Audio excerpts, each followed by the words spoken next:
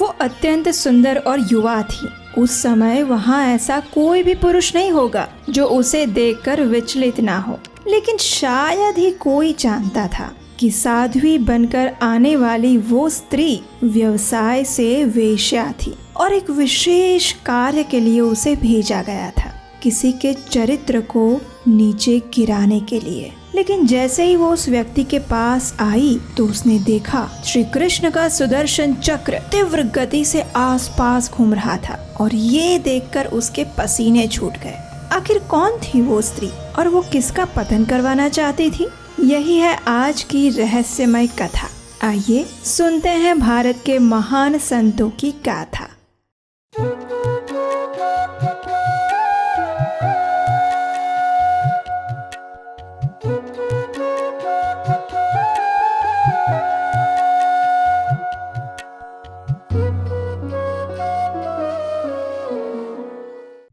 भारतीय संस्कृति क्षत्रिय और संतों की धरोहर है। महान देश प्रेमी योद्धाओं ने इसे रक्षित किया और दैवी ऋषियों ने शास्त्र ज्ञान से सींचा। ईश्वर में श्रद्धा और भक्ति हमारी जड़ों में है और इसे उजागर करने के लिए हम आपके लिए एक विशेष श्रृंखला लेकर आए हैं जिसका नाम है भक्त दर्शन। इसमें हम भारतीय संस्कृति के महान संत और भक्तों की बात करेंगे, उनके महान और तपस्वी जीवन चरित्र को जानेंगे, जिससे कि आप अपने बच्चों को और आने वाली पीढ़ी को हमारे गौरवशाली भारत की महानता से अवगत करा सकें। तो आइए इस श्रृंखला की पहली कड़ी में आज हम बात करते हैं गुजरात के महान भक्त कवि नरसिंह मेहता की।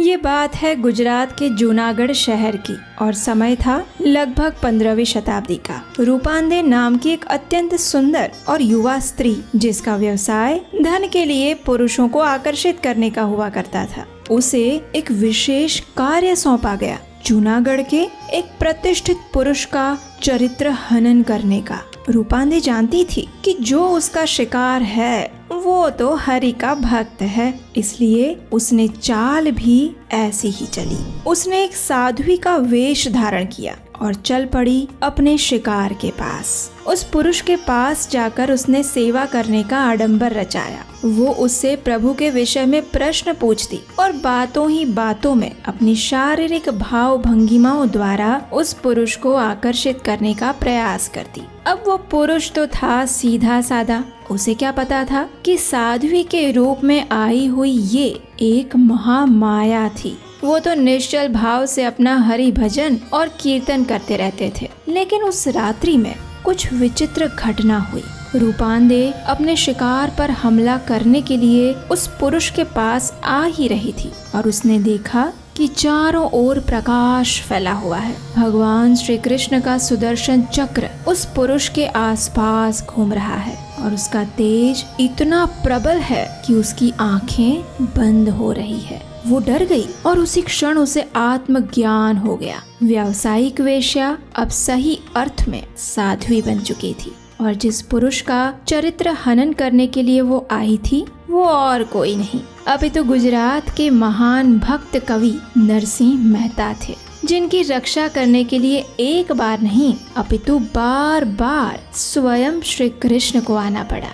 वो कब और कैसे आए, आइए देखते हैं। गुजरात के जूनागढ़ में एक प्रतिष्ठित नागर ब्राह्मण परिवार में 2 संतानों का जन्म हुआ। समय था लगभग 15वीं शताब्दी का। बड़े बेटे का नाम बंसीधर और छोटे बेटे का नाम नरसिंह। अत्यंत छोटी आयु में ही दोनों बच्चे अनाथ हो गए। किसी कारणवश माता पिता का देहांत हो गया। अब इन दोनों बच्चों को बड़ा करने की जिम्मेदारी आई उनकी दादी माँ पर, जिनका नाम था जय कुंवरबा। बड़ा बेटा बंसीधर हर प्रकार से समझदार विद्वान था, लेकिन छोटा बेटा नरसिंह 8 साल का होने के बाद भी बोलना नहीं सीख पा रहा था। अपने पोते की चिंता से दुखी जय कुंवरबा दिन रात भगवान से यही प्रार्थना करती कि किसी तरह नरसिंह बोलना सीख जाए। अब एक दिन उनके गांव में एक तेजस्वी साधु आए। अब देखिए, जिन्होंने निस्वार्थ भाव से प्रभु भक्ति की होती है ना, उन्हें कुछ वर्षों की तपस्या के बाद वचन सिद्धि मिल जाती है। और ये साधु भी ऐसे ही थे। जय कुंवरबा तो पहुँच गए अपने पोते नरसिंह को लेकर उन साधु के चरणों में। रोते हुए उनसे प्रार्थना करने लगे, महाराज मुझे और कुछ नहीं चाहिए, बस आप आशीर्वाद दीजिए और मेरे पोते को बोलता हुआ कर दीजिए। उस साधु ने भी बड़े प्रेम से नरसिंह के सामने देखा, उसके सिर पर हाथ फेरा और कहा, बेटा बोलो राधे कृष्ण राधे कृष्ण। अपने स्वामी का नाम सुनते ही सरस्वती देवी भी प्रसन्न हो गई और छोटा सा नरसिंह बोल पड़ा, राधे कृष्ण राधे कृष्ण। जय कुंवरबा की आंखों में तो अश्रु की धारा ही बहने लगी। आखिर उनके पोते ने 8 साल में पहली बार कुछ बोला था और बस वही थी नरसिंह मेहता के कृष्ण भजन की शुरुआत। जिस जीवा से उन्होंने सबसे पहले राधे कृष्ण का नाम पुकारा, उसी जीवा से उन्होंने भगवान श्री कृष्ण के अनेक भजन गाए, जिसे आज भी गुनगुनाया जाता है। अब नरसिंह बड़े होने लगे थे। बड़ा भाई बंसीधर तो अच्छा पढ़ लिख गया था, इसलिए उसे सरकारी नौकरी भी मिल गई और उसका विवाह भी हो गया। लेकिन नरसिंह को पढ़ने लिखने में कोई रुचि नहीं थी, इसलिए बड़े भाई ने सोचा कि इसे गायों को चराने का काम सौंप दिया जाए। पूरा दिन नरसिंह अपनी गायों और भैंसों को चराने जाते और उनकी देखभाल करते। शाम को जब वे घर आते तो भाभी बची हुई सूखी रोटी उन्हें खाने के लिए दे देती, लेकिन फिर भी नरसिंह कभी भी शिकायत नहीं करते। वे अपने आप में संतुष्ट रहते और प्रभु भजन करते। कुछ समय बाद 9 वर्ष की आयु में उनका विवाह हुआ, मजेवड़ी गांव के रघुनाथ राय की पुत्री माणिक गौरी के साथ। अब नरसिंह मेहता अपनी पत्नी माणिक को लेकर अपने भैया भाभी के साथ रहने लगे। नरसिंह गायें और भैंसों की देखभाल करते और माणिक से भाभी पूरा दिन घर का काम करवाती। घर की सफाई करना, बर्तन धोना, गेहूं पीसना, पानी भरना और इन सब के साथ साथ भाभी के ताने सुनना, यही नरसिंह और माणिक का जीवन बन चुका था। लेकिन समय एक जैसा कहाँ रहता है ना। देखते ही देखते माणिक और नरसिंह मेहता के जीवन में भी खुशियों की लहर आई। माणिक ने 2 बच्चों को जन्म दिया, बेटा शामल और बेटी कुंवरबाई। लेकिन नरसिंह मेहता की भाभी, जो स्वयं कभी माँ नहीं बन पाई थी, उसके लिए ये खुशियाँ ईर्ष्या की चिंगारी बन गई थी। हर गुजरते दिन के साथ उसके मन में नरसिंह और माणिक के लिए और अधिक द्वेष और कठोरता का तूफान उमड़ता गया। नरसिंह मेहता के बच्चे भी अब बड़े होने लगे थे और उस समय में बचपन में विवाह संबंध तय कर दिए जाते थे। लेकिन जिसका अपना परिवार ही दुश्मन बनकर बैठा हो, उनके बच्चों का विवाह कौन करवाएगा। और उसमें उनके घर में उनकी भाभी थी। अगर कोई रिश्ता लेकर आता भी तो उसे झूठ बोलकर बाहर से ही बाहर भेज देती। तो अब नरसिंह मेहता अपने बच्चों का विवाह संबंध आखिर कैसे करवाएंगे, आइए देखते हैं।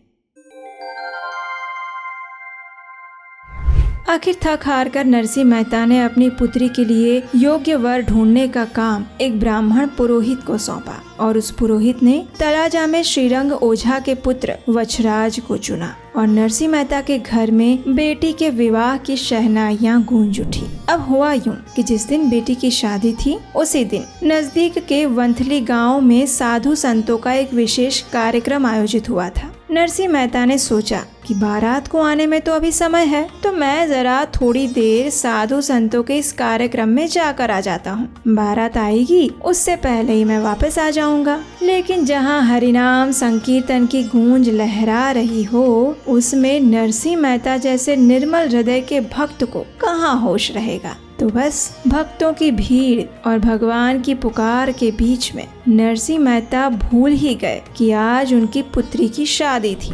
इधर घर पर बारात आ गई। ढोल और शहनाइयों की गूंज से सारा मोहल्ला भर गया। लेकिन सभी लोग ढूंढने लगे कि आखिर बेटी का पिता कहाँ है। और इतनी देर में नरसिंह मेहता आ गए और वो अकेले नहीं आए, अपने साथ बारातियों को देने के लिए अनेक उपहार भी लेकर आए। सारे रीति रिवाज पूर्ण हुए, बेटी की विदाई हो गई और विवाह संपन्न हुआ। नरसिंह मेहता ने ऐसा विवाह प्रसंग करवाया कि देखने वाले सोचते रह गए कि आखिर इस निर्धन नरसिंह के पास इतना पैसा कहाँ से आया। अब लोगों को कहाँ पता था कि नरसिंह तो उन साधु संतों के मेले में बैठकर भजन गुनगुना रहे थे। तो फिर यहाँ विवाह में नरसिंह के रूप में कौन आया था? जी हाँ, वही जिसे नरसिंह मेहता अपने भजन गाकर पुकार रहे थे, उनके शामड़ा जी भगवान श्री कृष्ण स्वयं।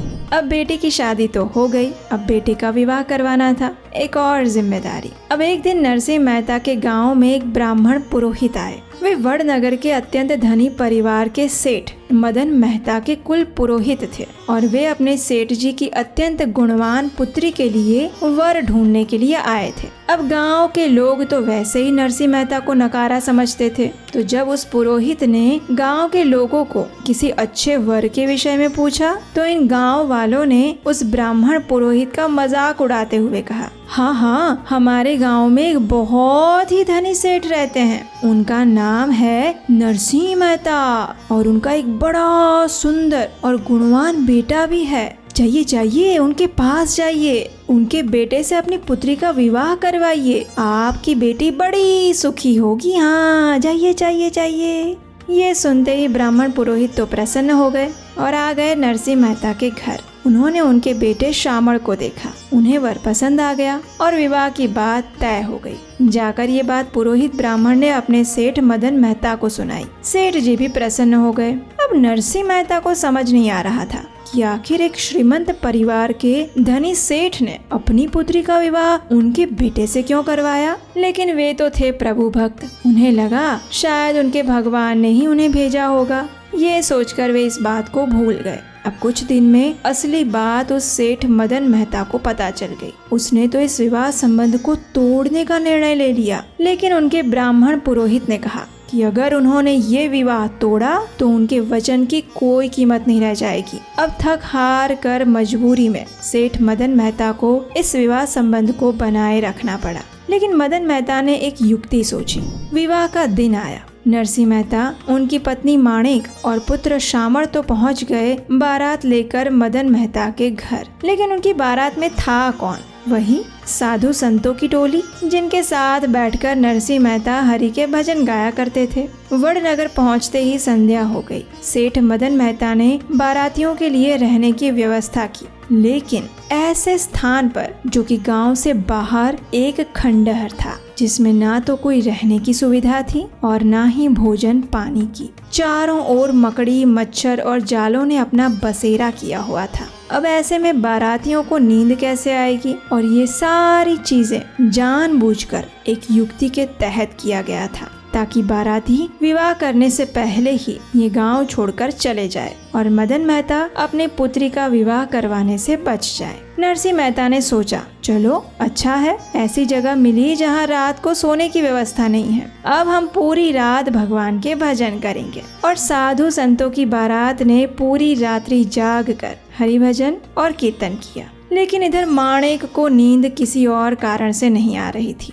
और आती भी कैसे? कल बेटे की बारात लेकर जाना था, हाथ में फूटी कौड़ी नहीं थी। इतने बड़े धनी परिवार की बेटी है, कैसे होगा ये विवाह? कैसे निभाए जाएंगे ये सारे रीत रिवाज? और आखिर ये सोचते सोचते सुबह हो गई, चिंता से भारी और जेब से खाली। अचानक वहाँ एक सेठ जी अपनी पत्नी के साथ आए। उन्होंने विवाह की सारी सामग्री, आभूषण, उपहार, मिठाइयाँ और जरूरत का सारा सामान माणिक के सामने रख दिया। ये देखकर माणिक के पैरों तले से जमीन खिसक गई। उसे लगा कहीं वो कोई सपना तो नहीं देख रही। और जब तक वो अपनी चेतना में वापस आकर देखती, तब तक वो सेठ जी और उनकी धर्म पत्नी वापस जा चुके थे। माणिक एक पतिव्रता स्त्री थी। उसने हर परिस्थिति में अपने पति की सेवा की थी, इसलिए वो अपने पति की भक्ति के विषय में भी जानती थी। वो समझ गई कि आखिर वो सेठ जी स्वयं लक्ष्मीपति थे। नरसिंह मेहता के पुत्र का विवाह बड़ी धूमधाम से हुआ,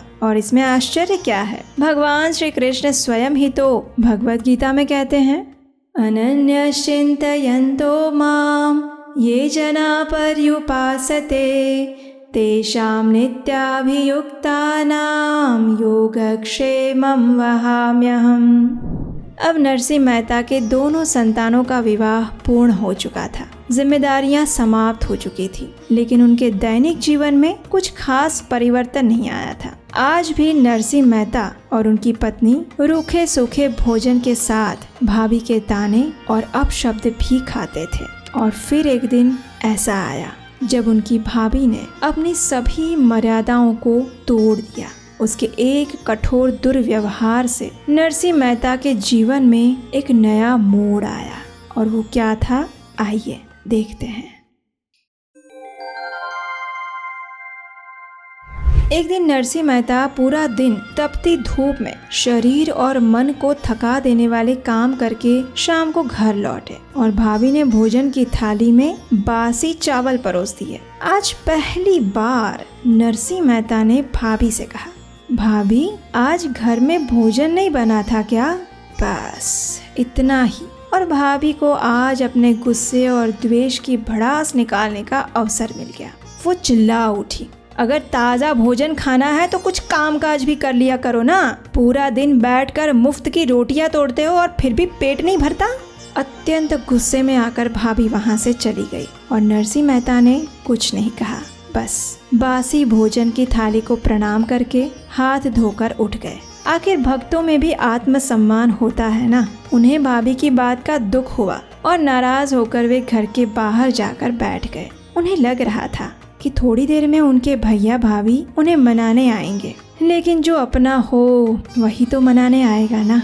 आखिर अंत में माणिक आई, रोती हुई लाचार पति की लाचार पत्नी अपने पति को घर में अंदर आने के लिए कहने लगी, लेकिन नरसिंह मेहता ने उसे समझा बुझाकर वापस घर में भेज दिया। रात के 12 बज गए थे, लेकिन ना तो उनकी भाभी और ना ही उनका भाई नरसिंह मेहता को देखने आया। और फिर न जाने नरसिंह मेहता को क्या हुआ। उस दुख से ग्रस्त वे जंगल की ओर चलने लगे। चलते चलते बहुत दूर निकल गए और एक बहुत पुराने गोपीनाथ महादेव मंदिर में जाकर उनके कदम थम गए। भगवान शिव के सामने एक पैर पर खड़े रहकर ओम नमः शिवाय मंत्र का जप करते हुए नरसिंह मेहता समाधि में लीन हो गए, और उनकी एकाग्र तपस्या से प्रसन्न होकर शिव जी प्रकट हुए। उन्होंने नरसिंह मेहता को जगाया और कहा, नरसिंह बताओ क्या वर चाहिए तुम्हें? भगवान आशुतोष को अपने समक्ष पाकर नरसिंह मेहता अत्यंत प्रसन्न हो गए। उन्होंने कहा, हे प्रभु, आपको जो सबसे अधिक प्रिय हो वो दे दीजिए। कृष्ण भक्त से बड़ा चतुर भगवान के भक्त बुद्धिमान होते हैं। एक भक्त अपने भगवान से क्या मांगता है उससे उसका स्तर नापा जाता है, और नरसिंह मेहता सर्वोच्च कोटि के भक्त थे, इसलिए उन्होंने भौतिक इच्छाओं से ऊपर उठकर सर्वोच्च इच्छा प्रकट की। उनकी बात से प्रसन्न महादेव ने नरसिंह मेहता को गोलोक वृंदावन के दर्शन करवाए, जहाँ भगवान श्री कृष्ण और गोपियों के मध्य में रास लीला हो रही थी। नरसिंह मेहता हाथ में मशाल लेकर वहाँ खड़े थे। उस दिव्य लीला के दर्शन करते हुए उन्हें पता ही नहीं चला कि कब वो मशाल समाप्त हो गई और उनका हाथ भी जलने लगा। अब नरसिंह मेहता इस अलौकिक अनुभूति को प्राप्त करके तृप्त हो चुके थे। उनके जीवन का ये सबसे आनंदमय अनुभव था जब वे अपनी शारीरिक चेतना से पूर्ण रूप से ऊपर उठ चुके थे। ना तो उनके मन में अब कोई इच्छा शेष रह गई थी और ना ही किसी के प्रति कोई दुख, फरियाद या द्वेष, यहाँ तक कि अपनी भाभी के लिए भी नहीं। कृष्ण प्रेम रस का सागर अपने हृदय में छलकाते हुए, मोर पंख लिए हुए, प्रसन्न होते हुए नरसिंह मेहता वापस अपने घर आए। उन्हें लग रहा था मानो वे परदेश से कोई बहुत बड़ा मूल्यवान धन लेकर आ रहे हैं, और वो भी अपने परिवार के पास लौट रहे हैं। वे अपनी भाभी के पैरों में गिरकर उनका धन्यवाद प्रकट करना चाहते थे। उनके ही कारण आज उन्हें भगवान की सर्वोच्च लीला का दर्शन हुआ था। लेकिन अफसोस, जैसे ही वे घर पहुंचे तो उन्हें देखकर उनकी भाभी का क्रोध और अधिक भड़क गया, और इस बार बड़े भाई बंसीधर ने भी नरसिंह मेहता को स्पष्ट सुना दिया, अपने बच्चे और बीवी को लेकर निकल जा मेरे घर से। नरसिंह मेहता ने अपने भाई को प्रणाम किया और वो जिस दिव्य आध्यात्मिक धरोहर को लेकर आया था उसे अपने ही दिल में संजोकर अपने परिवार के साथ उस घर को छोड़ दिया। लेकिन क्या भगवान श्री कृष्ण अपने भक्त को छोड़ेंगे? आइए देखते हैं।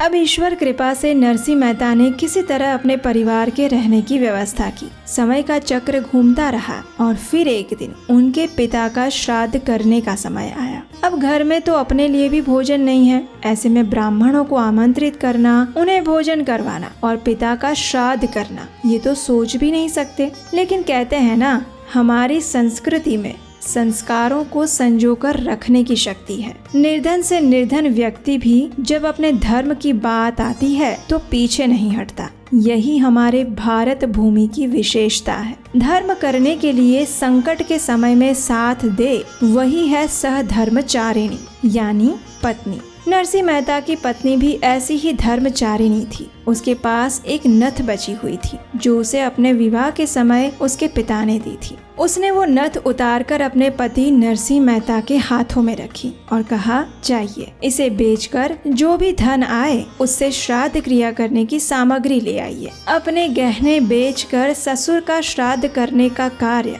सिर्फ भारत की स्त्रियां ही कर सकती है। नरसिंह मेहता गए और सामग्री लेकर आए, बस घी लाना भूल गए। अब घी के बिना ब्राह्मणों को भोजन कैसे करवाएंगे? ये सोचकर माणिक ने फिर से नरसिंह मेहता को भेजा कि जाइए कहीं से घी की व्यवस्था करिए। नरसिंह मेहता फिर से चल पड़े, लेकिन अब जितने भी पैसे थे वो तो सारे सामग्री लाने में पूरे हो गए। तो फिर उन्होंने व्यापारी के पास जाकर कहा, भाई आज पिताजी का श्राद्ध करना है, क्या आप थोड़ा घी उधार दे सकते हैं? मैं कुछ दिनों में आपके पैसे लौटा दूंगा।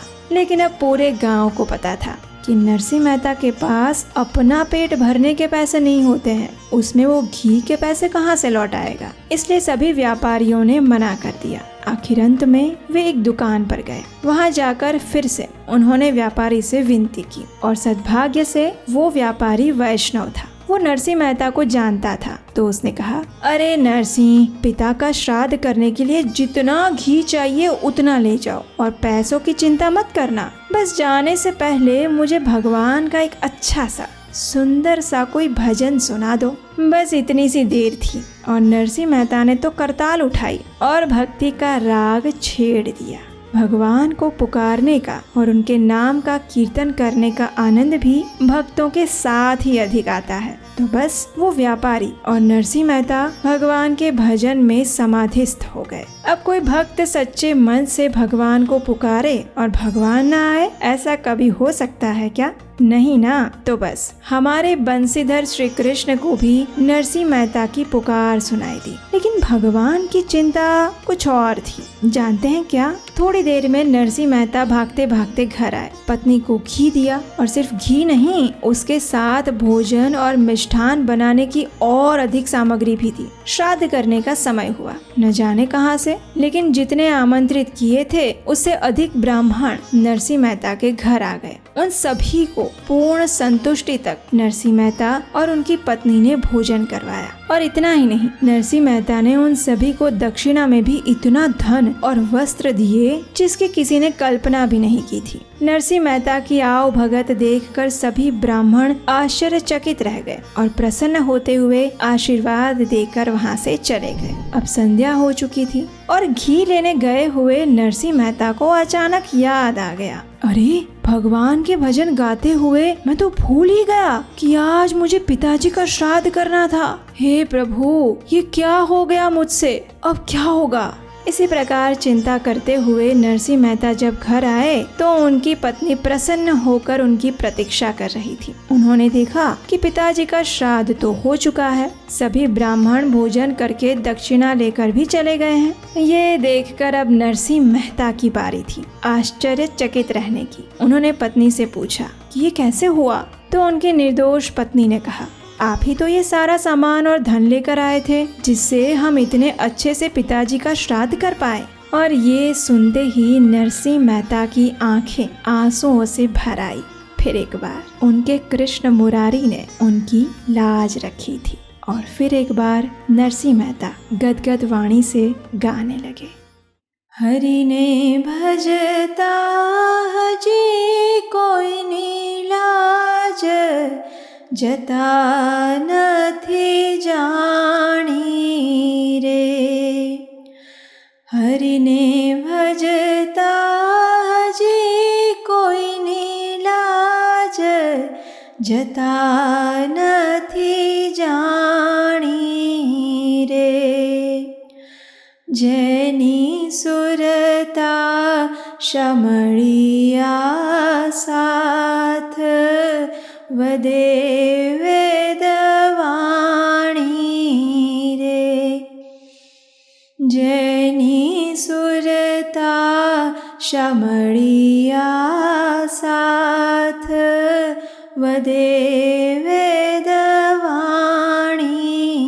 रे।